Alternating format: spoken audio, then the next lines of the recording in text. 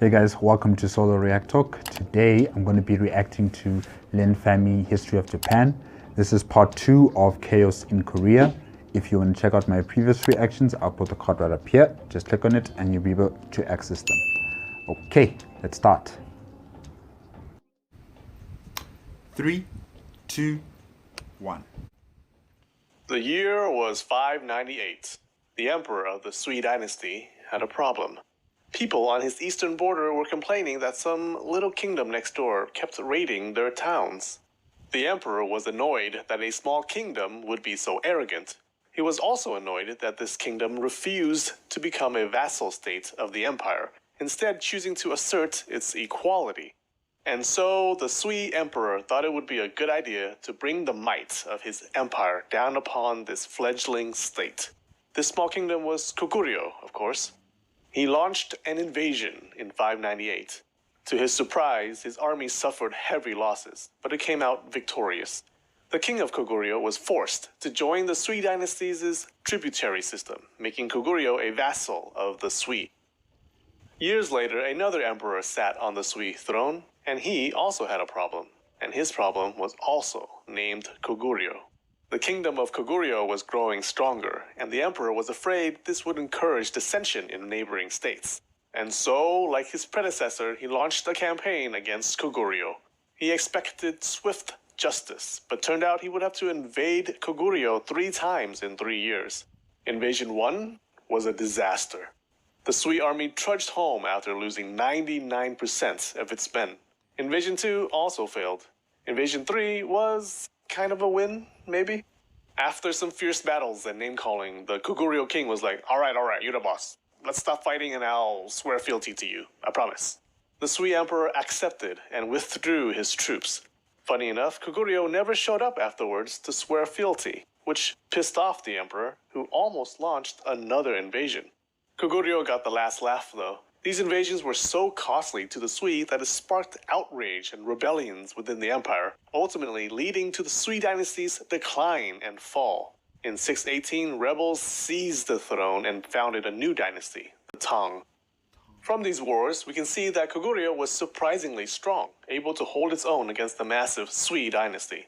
The new Tang dynasty really wanted to restore China to its former glory, which included the northern Korean peninsula region. But they saw what happened to the Sui and thought, yeah, let's not mess with Scrappy-Doo over there right now.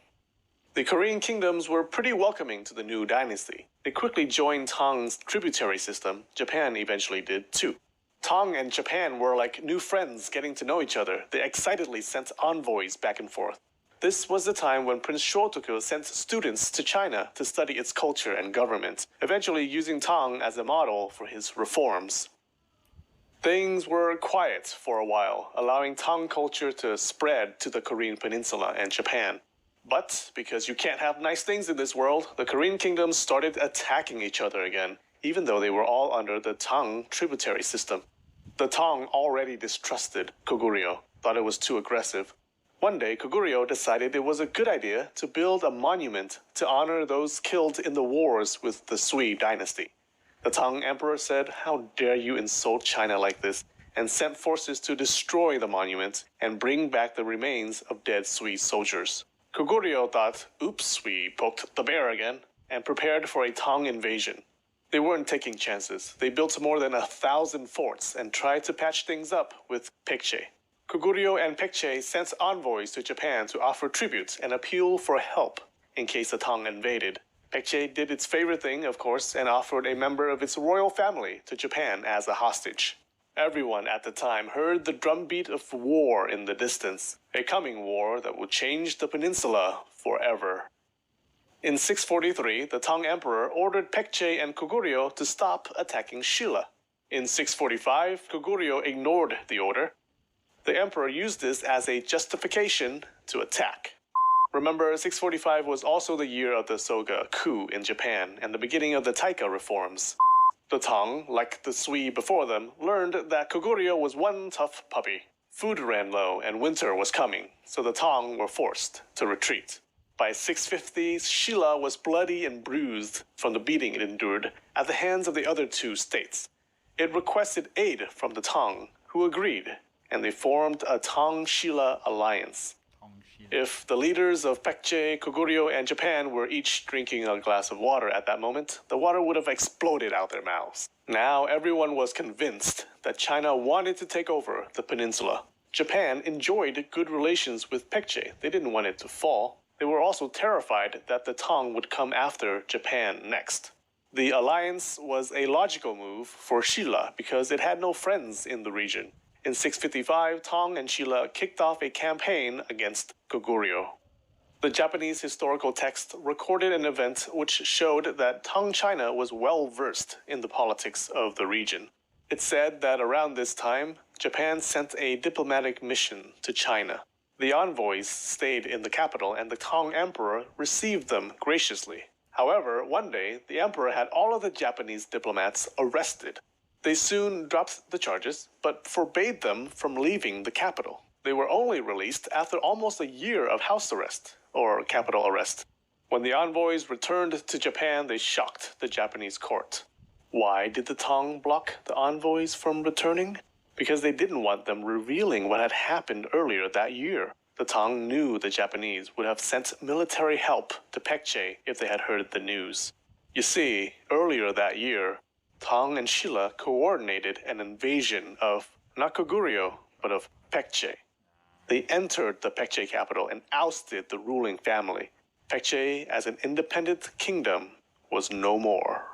Hey, I just want to thank the new patrons, Barry Alexander and Jed Henry. You're awesome. Also, let me know in the comments which country you think will win after this war. Now, if you already know, then just shh, don't spoil it. But if you didn't know, then leave a comment.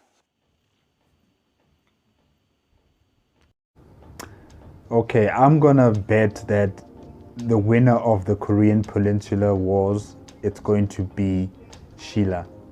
Because China or the Tang dynasty is supporting Silla, and Japan just lost their only trade ally or ally on the Korean Peninsula, who were Paekche.